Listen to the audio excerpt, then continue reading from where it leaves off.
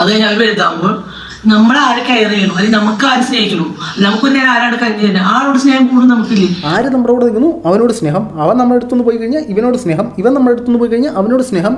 എനിക്ക് ആ സെറ്റപ്പ് എനിക്ക് അങ്ങോട്ട് പിടികിട്ടില്ല. നമ്മളെ ജനിപ്പിച്ച ഒരു മകൾക്ക് ഇങ്ങനെ കാര്യങ്ങൾ നമ്മൾ ആഗ്രഹിച്ച കാര്യങ്ങൾ നടക്കുമ്പോൾ അതിന് നമുക്ക് ലാഭമല്ല, നമുക്ക് നഷ്ടം. അവിടെയും ലാഭനഷ്ടക്കണക്കിനാണ് പ്രാധാന്യം കൂടുതൽ. മ്യൂച്വൽ ഫണ്ടിൽ വല്ലവർ ഇൻവെസ്റ്റ് ചെയ്ത് കഴിഞ്ഞാൽ ശോഭിക്കാനുള്ള സാധ്യത ഉണ്ട്. പൊന്നിയുടെ കുശുമ്പയുടെ കാര്യമില്ല. ഒരാളുടെ കുടുംബത്തിൽ കാണുമ്പോൾ പൊന്നിയുടെ കുശുമ്പ, പൊന്നിയുടെ എന്ത് കുശുമ്പ, നിങ്ങൾ എന്ത് വിട്ടിത്ത പറയണത്? ഞങ്ങൾ എന്തിനാണ് അങ്ങനെ ഒരു വിഡിതം പറയുന്നത്? എനിക്ക് പറയേണ്ട കാര്യമില്ല, എനിക്ക് പറയാൻ പറ്റുള്ളൂ. നിങ്ങൾ ആദ്യം മനസ്സിലാക്കണം. അതെ അതെ അതെ, താങ്കൾക്ക് പറയേണ്ട കാര്യമേ താങ്കൾക്ക് പറയാൻ പറ്റൂ, എനിക്ക് പറയേണ്ട കാര്യമേ എനിക്ക് പറയാൻ പറ്റൂ. ധവന് പറയേണ്ട കാര്യമില്ല അവൻ പറയുന്നേ, അല്ലാതെ എനിക്ക് പറയേണ്ട കാര്യം അവൻ പറയത്തില്ലല്ലോ. എന്തൊക്കെയാണ് ഈ പറയുന്നത്?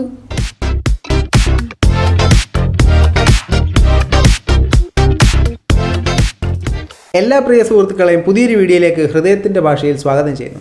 നമ്മുടെ പ്രധാന വിഷയത്തിലേക്ക് കിടക്കുന്നതിന് മുമ്പ് എല്ലാ ദിവസവും എല്ലാ വീഡിയോയിലും എല്ലായ്പ്പോഴും പറയുന്ന പോലെ തന്നെ നമ്മുടെ വീഡിയോ കാണുന്ന നിങ്ങൾ ആരെങ്കിലുമൊക്കെ സബ്സ്ക്രൈബ് ചെയ്യാതെയാണ് കണ്ടുകൊണ്ടിരിക്കുന്നതെങ്കിൽ ഇടം വല്ലതും നോക്കണ്ട, ആ സബ്സ്ക്രൈബ് ബട്ടൺ എവിടെ നിന്ന് നോക്കി കണ്ടുപിടിച്ചിട്ട് അതിൽ പ്ലക്കനെ എന്നൊരു ക്ലിക്ക് വെച്ച് കൊടുക്കുക. ഇപ്പോഴും മുന്നോട്ടുള്ള യാത്രയിൽ എനിക്ക് നിങ്ങളുടെ സഹായം തീർച്ചയായിട്ടും ആവശ്യമാണ്. അതോടൊപ്പം തന്നെ നിങ്ങളൊന്ന് ലൈക്ക് ചെയ്തിട്ട് കമൻറ്റ് ബോക്സിൽ വന്ന് എന്തെങ്കിലും ഒരു കമൻറ്റ് ഇടുക. കുറഞ്ഞ പക്ഷേ ഇങ്ങനെ ഒരു ലൈക്ക് കമൻറ്റായിട്ട് ഇടുക, അല്ലെങ്കിൽ നിങ്ങളുടെ ഒരു ഹൃദയം കമൻറ്റായിട്ട് ഇടുക. ഈ വീഡിയോ റീച്ച് ആകാനായിട്ട് അത് വളരെയധികം എന്നെ സഹായകരമാക്കും. ഈ ഒരു സമയത്ത് നിങ്ങളെല്ലാവരും എൻ്റെ കൂടെ നിൽക്കുമെന്ന് ഉറച്ച് വിശ്വസിച്ചുകൊണ്ടാണ് ഞാൻ മുന്നോട്ട് പോകുന്നത്. എൻ്റെ വിശ്വാസം കെട്ടിയും പടക്കം എടുത്തുകൊണ്ട് പോകേണ്ട അവസ്ഥ വരത്തല്ലേ. അപ്പോൾ കൂടുതലായി എടുപ്പിക്കുന്നില്ല, നേരെ നമുക്ക് നമ്മുടെ വിഷയത്തിലേക്ക് വരാം. നമ്മുടെ വിഷയം എന്ന് പറഞ്ഞാൽ ഉപ്പും മുളകും ലൈറ്റ് വിഷയം. അതായത് ഈ ഉപ്പും മുളകും ലൈറ്റ് വിഷയം എന്ന് പറയുന്നത് ഒരു ലൂപ്പാണ്. ഈ ലൂപ്പിനകത്ത് കടന്നു കഴിഞ്ഞാൽ പിന്നെ ഇതിൽ നിന്ന് പുറത്തിറങ്ങാൻ പറ്റത്തില്ല. അമ്മാതിരി ഒരു ലൂപ്പാണ് ഈ സാധനം. ഞാൻ തുടക്കത്തിൽ തന്നെ പറയുന്നു, നമ്മൾ ഇന്ന് ഈ ചെയ്യുന്ന വീഡിയോയ്ക്കകത്ത് പ്രത്യേകിച്ച് കണ്ടൻറ് ഇല്ല. ബേസിക്കലി ഇവർ ആ ഒരു ലൂപ്പ് തന്നെ വീണ്ടും മാറ്റിയും തിരിച്ചും ചെയ്തുകൊണ്ടിരിക്കുകയാണ്. അപ്പോൾ അതിനകത്ത് പറഞ്ഞ കുറച്ച് കാര്യങ്ങളിൽ എനിക്ക് തോന്നിയ കുറച്ച് കാര്യങ്ങൾ വിളിച്ച് പറയണമെന്ന് തോന്നി. അത് മാത്രമാണ് നമ്മൾ ഈ വീഡിയോ ചെയ്യുന്നത്. അപ്പോൾ ഈ ഒരു വിഷയത്തിൽ താല്പര്യമില്ലാത്തവർ ഇത് കണ്ടു കഴിഞ്ഞാൽ നിങ്ങൾക്ക് ഈ വീഡിയോ ബോറായിട്ട് തോന്നും. പിന്നെ ഈ പറയുന്ന പോലെ വലിയ കണ്ടൻറ്റ് പ്രതീക്ഷിക്കുന്നവർക്ക് ഇതിനകത്ത് അങ്ങനെ ഒരു സാധനം കാണില്ല. ഓക്കെ, അപ്പോൾ നമുക്ക് നേരെ നമ്മുടെ വിഷയത്തിലേക്ക് വരാം. നമ്മുടെ വിഷയം എന്ന് പറഞ്ഞാൽ ഈ ഉപ്പും മുളകും ലൈറ്റ് ഫാമിലിയെക്കുറിച്ച് അറിയാത്തവർക്ക് വേണ്ടി ഞാൻ ഒന്നും കൂടെ പറഞ്ഞുതരാം. കുറേ തവണയായി ഒന്നും കൂടെ പറഞ്ഞുതരാം. ഇതൊരു ഫാമിലി ആയിരുന്നു. ഇവരുടെ ഉപ്പും മുളകും ലൈറ്റ് എന്ന് പറയുന്ന ഒരു ഫാമിലി ബ്ലോഗേഴ്സാണ്. ഇവരുടെ മൂത്ത മകളുടെ കല്യാണമൊക്കെ ഉറപ്പിച്ച സമയത്ത് ആ മകൾ മറ്റ് മതത്തിൽപ്പെട്ട ഒരാളോട് ഒളിച്ചോടിപ്പോയി. അവരിപ്പോൾ സന്തോഷമായിട്ട് ജീവിക്കുന്ന ഒരു കുഞ്ഞൊക്കെ നന്നായിട്ടിരിക്കട്ടെ, അങ്ങനെ ഇരുന്നോട്ടെ, അവിടെ തന്നെ ഇരുന്നോട്ടെ. അങ്ങനെ ഇരിക്കുക രണ്ടാമത്തെ മകളുടെ കല്യാണം ഫിക്സ് ചെയ്യുന്നു. രണ്ടാമത്തെ മകളുടെ കല്യാണം എല്ലാം ഉറപ്പിച്ചതിന് ശേഷം ഇവരുടെ കുടുംബത്തിനിടയിൽ എന്തൊക്കെയോ പ്രശ്നങ്ങൾ സംഭവിക്കുന്നു. രണ്ടാമത്തെ മകൾ കല്യാണം ഉറപ്പിച്ച പയ്യൻ്റെ കൂടെ തന്നെ ഒളിച്ചോടിപ്പോയതിന് ശേഷം ഇപ്പോൾ ആ കുട്ടി ഒരിടത്ത് പോയി വിവാഹം കഴിക്കുന്നു, മറ്റേ അമ്പലത്തിൽ പോയി വിവാഹമൊക്കെ കഴിക്കുന്നു. ഈ കുട്ടിയുടെ അമ്മായിച്ചൻ വരുന്നു. അവർ സന്തോഷം ശുഭം സൂപ്പറായിട്ടൊക്കെ ഇരിക്കുന്നു.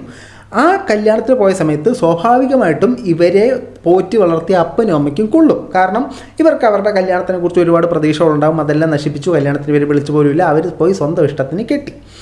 ഇതൊക്കെ സംഭവിച്ചു. ഇതിനെക്കുറിച്ചൊക്കെ പറഞ്ഞ് ഇവരൊരു വീഡിയോ ഇട്ടു. കുറേ നാൾ ഈ വീഡിയോ നിന്നിരുന്നതാണ്. സോ മകൾ പോയി അപ്പനെ അമ്മയെ വിളിക്കാതെ കെട്ടിയപ്പോഴത്തേനും അവർക്ക് കൊണ്ട് വീണ്ടും അങ്ങനെ ഈ ലൂപ്പ് ക്രിയേറ്റ് ആയി. അങ്ങനെ അതിനെ തുടർന്ന് ഇവരൊരു വീഡിയോ ഇടുകയും ആ വീഡിയോയിലാകമാനം കമൻറ്റ് സെക്ഷനിലും ആൾക്കാരെല്ലാം ഹെയ്റ്റ് സ്പ്രെഡ് ചെയ്തത് മൂത്ത മകളായ പൊന്നു ആണ് ഈ പ്രശ്നങ്ങളെല്ലാം ഉണ്ടാക്കിയത്. പൊന്നുവിന് അസൂയാണ്, പൊന്നുവാണ് ഈ കുടുംബത്തിൽ കുത്തിത്തിരിപ്പുണ്ടാക്കുന്നത് എന്നൊരു സാധനമാണ് അതിനകത്തുനിന്ന് ആൾക്കാർക്ക് മനസ്സിലായതും ആൾക്കാരെല്ലാം പറഞ്ഞതും. അങ്ങനെ ഈ പൊന്നു ഒരു വീഡിയോ ഇട്ടു, ഈ ഉപ്പുമുളക് ലൈറ്റ് ഫാമിലിയും നമ്മുടെ ലൂപ്പ് ഒരു വീഡിയോ ഇട്ടു. ഈ വീഡിയോയ്ക്കകത്ത് മൊത്തം പൊന്നു കിടിലുമാണ്, പൊന്നു അടിപൊളിയാണ്, പൊന്നുവിനെ പോലെ തങ്കപ്പൻ ഒരാളില്ല, തങ്കപ്പനല്ല പൊന്ന അങ്ങനെ ഒരു ആളില്ല എന്നൊക്കെ പറഞ്ഞുകൊണ്ട് ഇവർ പൊന്നുവിനെ അങ്ങ് വെളുപ്പീരാണ്. സ്വാഭാവികം മകളെ വെളുപ്പിക്കും, സ്വാഭാവികം എന്നെ ഒരാളെക്കുറിച്ച് കുറ്റം പറയുമ്പോൾ നമ്മൾ അതിനെതിരെ തിരിച്ചു നിൽക്കും. ഈ വെളുപ്പിക്കൽ പ്രക്രിയയാണ് നമ്മൾ കാണാൻ പോകുന്നത്. അപ്പോൾ ആദ്യം ഉപ്പുമുളകിൻ ലൈറ്റ് ഫാമിലി പറയുന്നത് കേട്ട് നമുക്ക് തുടങ്ങാം. നല്ലത് പറയണ്ടേ, ചില പണ്ടത്തെ ആൾക്കാരോട് 4 മക്കൾ അല്ലെങ്കിൽ 5 മക്കൾ എനിക്ക് ഒരുപോലെ, 5 മക്കൾ എൻ്റെ ഒരുപോലെ, അല്ലെങ്കിൽ 5 മക്കൾ അല്ലെങ്കിൽ 5 മക്കൾ ഒരുപോലെ ആവാം. ഇനി എന്നെ സംബന്ധിച്ച് അങ്ങനെയല്ല. നമ്മൾ പ്രസവിച്ച് വളർത്തി സ്നേഹിച്ചുകൊണ്ട് ഒരുപോലെ ആയിരിക്കും. അത് കഴിഞ്ഞാൽ വലുതാകുമ്പോൾ നമ്മളാരെ കെയർ ചെയ്യണം, അല്ലെങ്കിൽ നമുക്ക് ആര് സ്നേഹിക്കണം, നമുക്ക് നേരം ആരാണ് കഞ്ഞി തന്നെ ആളോട് സ്നേഹം കൂടും നമുക്കില്ലേ.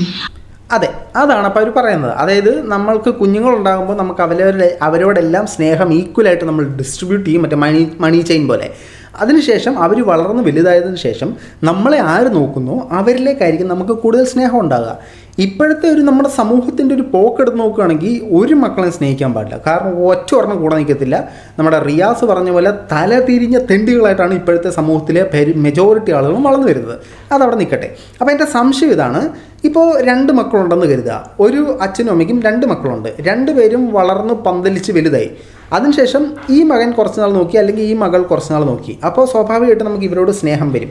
അതിനുശേഷം എന്തൊക്കെയോ ചില തെറ്റിദ്ധാരണ പ്രകാരം ഈ മകനോ മകളോ നമ്മളിൽ നിന്ന് കുറച്ച് അകലുകയും ഈ മകനോ മകളോ നമ്മളെ സ്നേഹിക്കുകയും ചെയ്തു.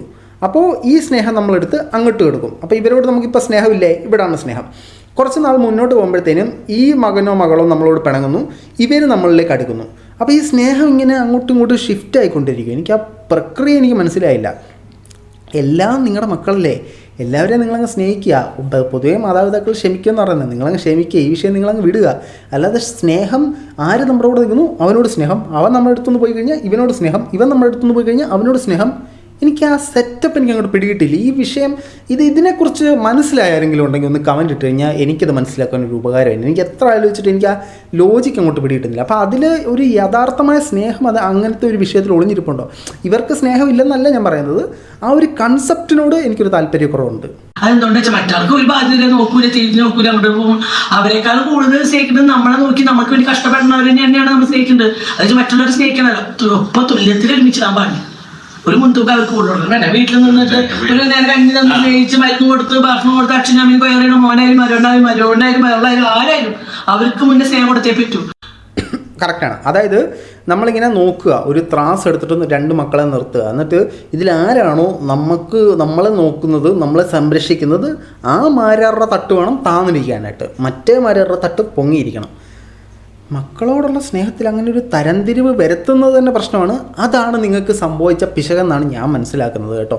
അപ്പോൾ ഇത് കണ്ടായിരിക്കുമല്ലോ, അല്ലെങ്കിൽ ഈ ഒരു ആറ്റിറ്റ്യൂഡ് കണ്ടായിരിക്കില്ല മക്കൾ വളർന്നത്. ഏതായാലും നമുക്കിനി പൊന്നുവിനെ വെളുപ്പിക്കൽ പ്രക്രിയയിലേക്ക് പോകാം. ആ ഒരു ചടങ്ങിലേക്ക് നമുക്ക് കിടക്കാം. അവര് നന്നായി ജീവിച്ചത് അതുകൊണ്ടല്ല, അവര് നന്നായിക്കോട്ടെ, എത്ര വേണേ നന്നായി ജീവിച്ചോട്ടെ, എത്ര നല്ല തറവാട്ടുകാരായിക്കോട്ടെ, നല്ല കുടുംബക്കാരായിക്കോട്ടെ, അതല്ലേ വേണ്ട. നമുക്ക് അതിലൊന്നും നമ്മളെ ജനിപ്പിച്ച ഒരു മകൾക്ക് ഇങ്ങനൊരു കാര്യങ്ങൾ നമ്മൾ ആഗ്രഹിച്ച കാര്യങ്ങൾ നടക്കുമ്പോൾ അതിൽ നമുക്ക് ലാഭമല്ല, നമുക്ക് നഷ്ടം. അവിടെയും ലാഭനഷ്ടക്കണക്കിനാണ് പ്രാധാന്യം കൂടുതൽ. മ്യൂച്വൽ ഫണ്ടിൽ വല്ലവർ ഇൻവെസ്റ്റ് ചെയ്ത് കഴിഞ്ഞാൽ ശോഭിക്കാനുള്ള സാധ്യത ഉണ്ട്. അവിടെയും ഒരു മകളെ അല്ലെങ്കിൽ മകനെ കെട്ടിച്ചു വിടുമ്പോൾ അതിൽ നിന്ന് നമുക്കുള്ള ലാഭമാണ് അവർ ചിന്തിക്കുന്നത്. അവർ പറയുന്നുണ്ട് സാമ്പത്തിക ലാഭം അല്ല അവർ ചിന്തിക്കുന്നത്, മറ്റ് ചില ത്രാസുകളിലാണ് ഇവർ അതിനെക്കുറിച്ച് അളക്കുന്നത്.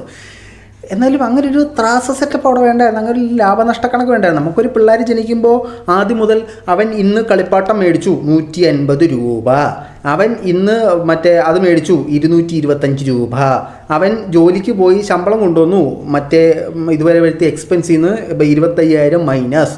ഇങ്ങനെ നമുക്ക് ചെയ്യാൻ പറ്റുമോ? അങ്ങനെ ചെയ്യാൻ പറ്റില്ല. അത് ലാഭം നഷ്ടം നോക്കാതെ വേണം നമ്മൾ മക്കളെ വളർത്താനായിട്ട്. നമ്മളൊരു പ്രതിഫലം ഇച്ഛിച്ച് വരെ വളർത്തി കഴിഞ്ഞാൽ ആ ഇച്ഛിച്ച പ്രതിഫലം ഓർത്ത് നമ്മൾ പിന്നെ ദുഃഖിക്കേണ്ടി വരും. കാശിന്റെ ലാഭമല്ല, നിങ്ങളുടെ ജീവിതകാലം ദുഃഖിക്കേണ്ട ഒരു അവസ്ഥയാണ്. അത് പറയുന്നതിനോടൊപ്പം തന്നെ ഞാൻ ഒന്ന് യോജിപ്പിച്ച് ചേർക്കുകയാണ്. ഇവരുടെ വിഷമത്തിൽ എനിക്ക് അതിയായ സങ്കടമുണ്ട്. കാരണം ഒരു മകളെ അവരുടെ കല്യാണത്തിനെക്കുറിച്ച് ഒരുപാട് സ്വപ്നങ്ങൾ കണ്ട് പോറ്റി വളർത്തിയതിന് ശേഷം ആ മകൾ ഇങ്ങനെ പോകുമ്പോഴത്തേനും ഇവർക്കൊരു വിഷമം ഉണ്ടാകും. അതിനെക്കുറിച്ച് ഇവർ വിലപിക്കുന്നതിനൊന്നും ഞാൻ മോശമായിട്ട് പറയുന്നില്ല, അതൊക്കെ ന്യായമായ കാര്യമാണ്. ആ മകൾ അങ്ങനെ ഇറങ്ങിപ്പോയതൊരു തെറ്റാണെന്ന് തന്നെയാണ് ഞാൻ വിശ്വസിക്കുന്നത്. പക്ഷേ അത് സോഷ്യൽ മീഡിയയിൽ വന്നിരുന്ന് ചർച്ച ചെയ്യുന്നതിനോട് മാത്രമാണ് ഞാൻ എതിർപ്പ് അറിയിക്കുന്നത് കേട്ടോ.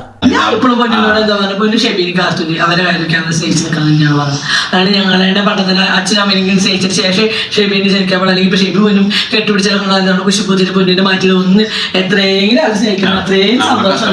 അത്രയും സന്തോഷമുള്ള ഞങ്ങൾക്ക് മനസ്സിലായി. ഞാൻ ഒരുപാട് സ്നേഹിക്കുന്ന ഒരു ക്യാരക്ടറാണ്. നിങ്ങൾ രണ്ടാളും നമ്മൾ രണ്ടാളും അങ്ങോട്ട് സ്നേഹിക്കുന്നവരാണ്. ഈ നവംബർ വരുമ്പോ 27 വർഷമായി. ഓക്കെ, അപ്പോൾ പൊന്നൂനോട് ഇവർ പറഞ്ഞ് പഠിപ്പിച്ചിരിക്കുന്നത് ഞങ്ങളെക്കാട്ടിലും കൂടുതലായിട്ട് നിൻ്റെ അമ്മായിയപ്പനെയും അമ്മായിയമ്മയും കെട്ടിയവനെയൊക്കെ സ്നേഹിക്കണം, അല്ലാതെ ഞങ്ങൾക്കുള്ള സ്നേഹം തന്നിട്ടല്ല അവനെ സ്നേഹിക്കേണ്ടതെന്നൊക്കെയാണ് പറഞ്ഞ് പഠിപ്പിച്ചത്. അതാണ് ആ കുട്ടി പ്രവർത്തിക്കുന്നത്. വളരെ നല്ല കാര്യം, അങ്ങനെ തന്നെ വേണം, നന്നായിരിക്കട്ടെ. പക്ഷേ ഇതേ സാധനം രണ്ടാമത്തെ കുട്ടിയിലേക്ക് വരുമ്പോഴത്തേനും അവൾ അമ്മായിയപ്പനെ അമ്മായിയമ്മയും സ്നേഹിക്കുന്നു, അല്ലെങ്കിൽ പോറ്റി വളർത്തിയ ഉപ്പോളം വരില്ല ഉപ്പിലിട്ടതെന്നൊക്കെ പറഞ്ഞിട്ടാണ് കഴിഞ്ഞ ദിവസം പ്രസ്താവന നടത്തിയത്. അപ്പോൾ അതും അങ്ങോട്ട് സിങ്ക് ആകുന്നില്ല. ഒരു മകളെ ഓവറായിട്ട് വെള്ള പൂശുകയും മറ്റൊരു മകളെ ഓവറായിട്ട് കരി പൂശുകയും ചെയ്യുന്നു. അതപ്പോഴത്തെ ഇമോഷൻ്റെ പേരിലാണ്, ഞാൻ സമ്മതിച്ചിരുന്നു. അത് ഒരു വിഷമത്തിൻ്റെ പേരിൽ ചെയ്യുന്നതാണ് ഒക്കെ. സമൂഹ മാധ്യമത്തിൽ വന്ന് ഇങ്ങനെയൊക്കെ പറയുമ്പോഴത്തേനും എന്നെപ്പോലുള്ളവന്മാർ പലതും എടുത്തിട്ട് പറയും എന്ന് മനസ്സിലാക്കുക. നമുക്ക് പൊന്നൂനെ വെളുപ്പിക്കൽ അടുത്ത ഒരു ഘട്ടത്തിലേക്ക് കടന്ന് ബാക്കിയേക്കാം. നന്നായി ജീവിക്കാൻ പൊന്നിന്റെ കുശുമ്പടെ കാര്യമില്ല. പൊന്നാകുമ്പത്ത് ഞങ്ങളുടെ കയ്യിലുള്ള സാധനം ആഗ്രഹിക്കണോ ചോദിക്കണോ ഇല്ല, ഇങ്ങനെ അവർക്ക് ആഗ്രഹം ഉണ്ടെന്ന് പറയാം. ഞങ്ങളെ സാധനം ചോദിച്ചാലൊക്കെ അവളാണ് കാശിനാണ്. മനസ്സിലായി? ഓക്കെ, പൊന്നൂന് കുശുമ്പാണ്, അസൂയയാണ്, പരദൂഷണമാണ്, പൊന്നുവാണ് ഈ പ്രശ്നങ്ങളെല്ലാം ഉണ്ടാക്കുന്നത് എന്ന് ആൾക്കാർ പറയുന്ന കമൻറ്റിനെയാണ് ഇവർ ഈ പറയുന്നത്. പൊന്നൂന് അങ്ങനെ അസൂയയില്ല, പൊന്നൂന് അങ്ങനെ അസൂയപ്പെടേണ്ട കാര്യമില്ല, പൊന്നു ഒരു അത്തരക്കാരി അല്ല, പൊന്നു ഒരു തങ്കപ്പെട്ട കുട്ടിയാണെന്നൊക്കെ പറയുന്നുണ്ട്. എല്ലാം നന്നായിരിക്കട്ടെ. പൊന്നൂന് അങ്ങനെ ഒരു അസൂയ ഉണ്ടെന്ന് എനിക്കും പേഴ്സണലി ഫീൽ ചെയ്തിട്ടില്ല. മേ ബി പുള്ളിക്കാരുടെ ആറ്റിറ്റ്യൂഡാണ്. അതായത് നമ്മൾ കുറച്ചും കൂടെ വ്യക്തമാക്കി പറഞ്ഞാൽ ഒരു തള്ളവായി വായതിൻ്റെ പ്രശ്നമാണത്. കാരണം പുള്ളിക്കാരി തന്നെ പറയുന്നുണ്ട്, നേരത്തെ എനിക്ക് അങ്ങനെ വിഷമമില്ലായിരുന്നു, ഇപ്പം ഞാനൊരു അമ്മയാണ്, അമ്മയായപ്പോഴാണ് അമ്മയുടെ വിഷമം മനസ്സിലായത് എന്ന് പറയുന്നുണ്ട്. അത് തന്നെയാണ് ഇതിൻ്റെ സാധനം. പുള്ളിക്കാരി അന്നുണ്ടായിരുന്ന ചിന്താഗതിയല്ല, ആ ചിന്താഗതി മാറ്റി അതിനെ ഒന്നെങ്കിൽ നമ്മൾ തന്തവൈബ് അല്ലെങ്കിൽ മെച്യൂരിറ്റി എന്ന് പറയാം. ഇനി പൊന്നിനെ വെളുപ്പിക്കുന്ന അടുത്ത ഘട്ടത്തിലേക്ക് നമുക്ക് പോകാം. പറ. പലരും നിന്നിട്ട് എനിക്കുണ്ടായിരുന്നു. പൊന്നു പോയ സമയത്ത് എനിക്ക് നല്ല ഏഷൻ വെച്ചിട്ടുണ്ടായിരുന്നത്. കൂടെ നിന്നിങ്ങനെ ഇഞ്ചക്ഷൻ ചെയ്യുന്ന പോലെ കുറെ ചെയ്തപ്പോൾ ആ ഇഞ്ചക്ഷനിലെ കള്ളത്തരണ്ടെന്ന് ഞാൻ മനസ്സിലാക്കിയപ്പോഴാണ് ഞാൻ തിരിച്ചത്. അതായത് മൂത്ത മകൾ ഒളിച്ചോടി പോയ സമയത്ത് ഇവർ ഒരുപാട് നേരം ഈ മൂത്ത മകളെ വിമർശിക്കുന്നുണ്ടായിരുന്നു. അതാണ് ഈ പറയുന്നത്. ഒരുപാട് പേര് ഇഞ്ചക്ഷൻ എടുത്ത് ഇങ്ങനെ തിരികെ കൊടുത്തിട്ടുണ്ടായിരുന്നെന്നാണ് ഇപ്പോൾ പറയുന്നത്. അതേ തെറ്റിദ്ധാരണ ആയിരിക്കില്ല ഇപ്പോഴത്തെ രണ്ടാമത്തെ മകളുടെ കാര്യത്തിൽ വന്നിരിക്കുന്നത്. അപ്പോൾ രണ്ടാമത്തെ മകളുടെ കാര്യത്തിൽ മൂത്ത മകൾ പിരികേറ്റി കൊടുക്കുകയാണ് എന്നാണ് കമൻറ്റ് ബോക്സ് പൊതുവേ പറയുന്നൊരു സാധനം. അതാണ് ഇവർക്ക് മെയിനായിട്ട് കൊണ്ടതും. ഈ മൂത്ത മകളുടെ ആറ്റിറ്റ്യൂഡിലുണ്ടായ പ്രശ്നങ്ങളും കാര്യങ്ങളൊക്കെയാണ്. അപ്പോൾ നിങ്ങൾ ചിന്തിക്കുക, ഇതേപോലത്തെ ഒരു തെറ്റിദ്ധാരണ ആവില്ലേ ഇപ്പോഴും സംഭവിക്കുന്നത്? മെജോറിറ്റി ഈ പൊന്നു എന്ന് പറയുന്ന മൂത്ത കുട്ടി ഈ രണ്ടാമത്തെ കുട്ടി ഒരു തരത്തിലും സപ്പോർട്ട് ചെയ്യുന്നില്ല. ആ കുട്ടി കെട്ടിയ അവരുടെ ഹസ്ബൻഡിൻ്റെ ചാറ്റ് എടുത്ത് പുറത്തിടുന്നു. അവർക്ക് ജോലിയില്ല, കൂലിയില്ല എന്ന് പറഞ്ഞുള്ള വിമർശനങ്ങൾ നടത്തുന്നു. ഞാനും അവരുമായിട്ട് യോജിപ്പിക്കാനുള്ള കാര്യങ്ങൾ പറയില്ല എന്ന് പറയുന്നു. ഈ അമ്മയായാലും മൂത്ത ആളെ പൊന്നു എന്ന് പറയുന്നു, രണ്ടാമത്തെ ആളെ രണ്ടാമത്തെ കുട്ടി എന്ന് പറയുന്ന പേര് പോലും പറയുന്നില്ല. മറ്റേ ആളായാലും പേര് പോലും പറയുന്നില്ല, എൻ്റെ കൂടെ പറന്നോളൂ, എൻ്റെ ഉടപ്പറന്നോളൂ എന്നൊക്കെ പറഞ്ഞു പോകുന്നു. അപ്പോൾ ഒരു ആറ്റിറ്റ്യൂഡ് ഇഷ്യൂ ഉണ്ട്. അതാണ് അതിനകത്തെ ഒരു സംഭവമായിട്ട് എനിക്ക് തോന്നുന്നത്. ഇനി നമുക്ക് മറ്റേ പൊന്നൂൻ്റെ കുശുമ്പിനെ കുറിച്ചുള്ള അല്ലെങ്കിൽ പൊന്നൂനെ വെളുപ്പിക്കൽ വിഭാഗം അടുത്ത സെഷനിലേക്ക് പോവാം. പറ. കുടുംബത്തിൽ കാണുമ്പോൾ പൊന്നിയുടെ കുശുമ്പ്, പൊന്നിയുടെ എന്ത് കുശുമ്പ്, നിങ്ങൾ എന്ത് വിട്ടിട്ടാ പറയണത്? ഞങ്ങൾ എന്തിനാണ് അങ്ങനെ ഒരു വിഡിത്തം പറയുന്നത്?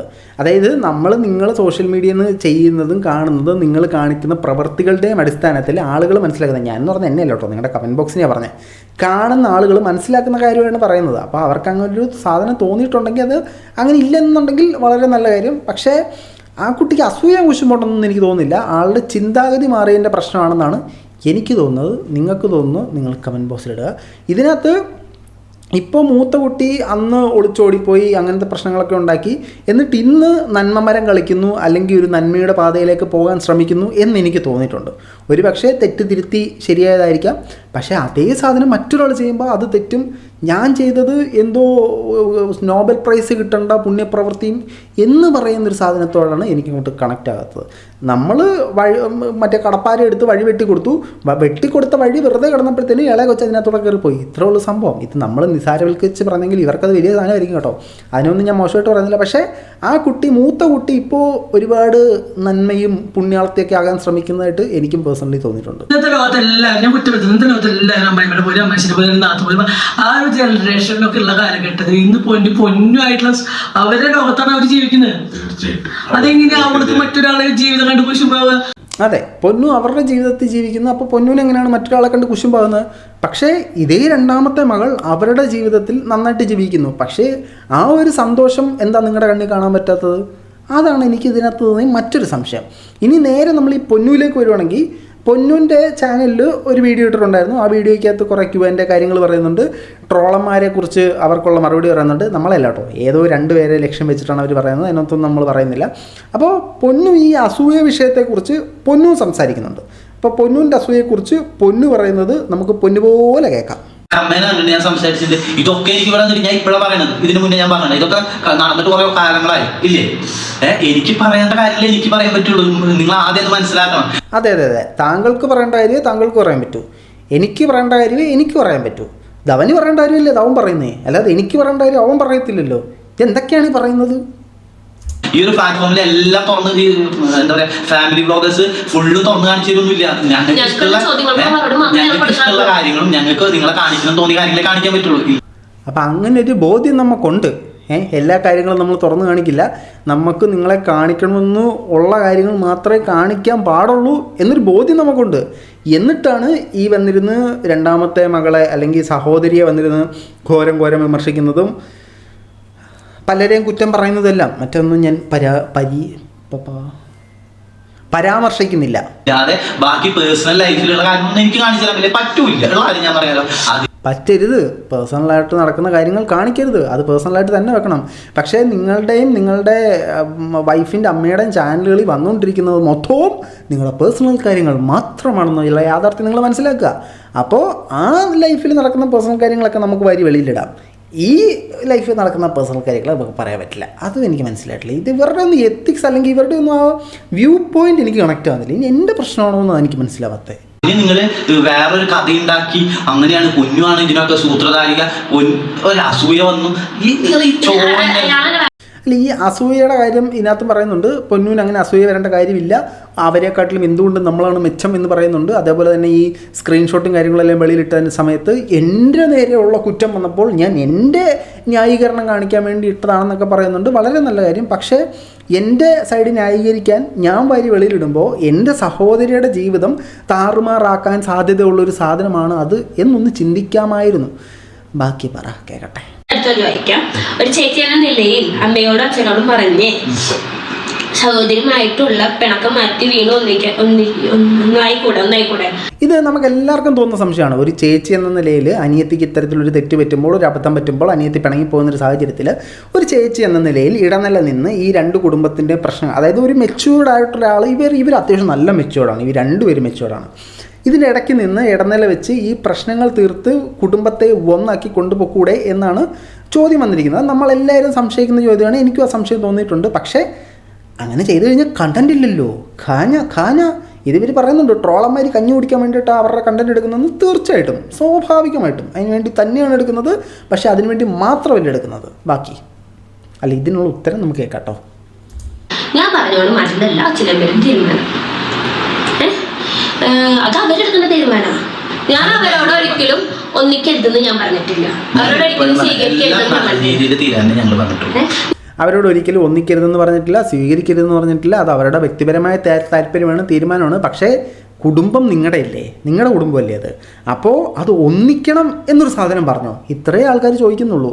ഒന്നിക്കരുതെന്ന് പറഞ്ഞിട്ടില്ല, പക്ഷെ ഒന്നിക്കണം എന്ന് പറഞ്ഞു. അതിനുവേണ്ടി എഫേർട്ട് എടുത്തോ. ഇതിപ്പോൾ നമുക്ക് പിടിച്ചുകൊണ്ട് എഫേർട്ട് എടുപ്പിക്കാൻ പറ്റത്തില്ല. നിങ്ങളുടെ കുടുംബം ഒന്നിക്കണമെന്ന് നിങ്ങൾക്ക് ഇല്ലെങ്കിൽ പിന്നെ നമുക്കാണോ? നീയാണ് ചാറ്റ് പുറത്ത് വിട്ടത്, പിന്നെ എന്റെ സഹോദരി ജീവിതം തകർക്കാൻ നോക്കിയത്. നിന്റെ മകൾ എല്ലാവരെയും ശാപം കൊണ്ട് 10 വയസ്സ് ആകുമ്പോഴേക്കും ഒളിച്ചോടി പോകും. അതായത് നീയാണ് അവരുടെ ജീവിതം തകർത്തത്, നീയാണ് ആ പ്രശ്നമെല്ലാം ഉണ്ടാക്കിയത്. അതുകൊണ്ട് നിൻ്റെ മകൾ 10ാം ക്ലാസ്സോ 10 വയസ്സാകുമ്പോൾ ഒളിച്ചോടി പോകും എന്നാണ് ഒരു മാന്യദേഹം കമൻ്റ് ഇട്ടേക്കുന്നത്. ഇങ്ങനെയൊക്കെ, അതായത് 1 വയസ്സുള്ളൊരു കൊച്ചിനെ കുറിച്ചിട്ടാണ് അവൻ ഈ കമൻറ്റ് പറയുന്നത്. അവൻ്റെ കവാല അടിച്ചങ്ങ് പൊട്ടിച്ചാൽ തീരാവുന്ന പ്രശ്നം ഇതിനകത്തുള്ളൂ. അല്ലാതെ എനിക്ക് ഇങ്ങനത്തെ സാധനത്തിനോടൊന്നും താല്പര്യമില്ല. ഏതായാലും ഇതൊക്കെയാണ് നമ്മുടെ ഇന്നത്തെ പ്രധാന വിഷയമായിട്ട് നമ്മൾ കൊണ്ട് പറയുന്നത്. ബേസിക്കലി ഈ ഒരു വിഷയത്തിൽ നിന്ന് നിങ്ങൾക്ക് മനസ്സിലാകുന്നത് എന്താണെന്ന് കമൻറ്റ് ഇടുക. ഞാൻ പറയുന്നത് എത്രയും പെട്ടെന്ന് ഇവരുടെ കുടുംബത്തിലുള്ള പ്രശ്നങ്ങളെല്ലാം സോൾവ് ആയതാകട്ടെ. ഈ അല്ലെങ്കിൽ നിങ്ങൾ മാക്സിമം സോഷ്യൽ മീഡിയയിലിട്ട് ഇതെല്ലാം വലിച്ചിടാതിരിക്കുക. വലിച്ചിടാൻ തോറും നിങ്ങൾ തന്നെ നാറാണക്കല്ലായി ചീഞ്ഞാളിഞ്ഞ് പുഴുത്ത് പോത്തേ ഉള്ളെന്നുള്ള സാധനം കൂടെ നിങ്ങൾ മനസ്സിലാക്കുക. എത്രയും പെട്ടെന്ന് ഒന്നിച്ച് ഒരു ഹാപ്പി ലൈഫായിട്ട് പോട്ടെ. ഈ പൊന്നും നന്ദുവും എല്ലാവരും ഒന്നിക്കട്ടെ, അതാണ് നമുക്ക് പറയുള്ളൂ. ഈ ലൂപ്പിൽ നിന്ന് നമുക്കൊക്കെ പുറത്തു വരാം. ഇത്രയും പറഞ്ഞുകൊണ്ട് നമ്മുടെ ഈ വീഡിയോ അവസാനിപ്പിക്കുകയാണ്. നിങ്ങളുടെ വലിയ അഭിപ്രായങ്ങൾ കമൻറ്റ് ബോക്സിൽ കമൻറ്റുകളായി രേഖപ്പെടുത്തുക. സഭ്യമായ ഭാഷയിൽ മാത്രം. മറ്റൊരു വീഡിയോ ആയിട്ട് കാണുന്നവരെ ബൈ.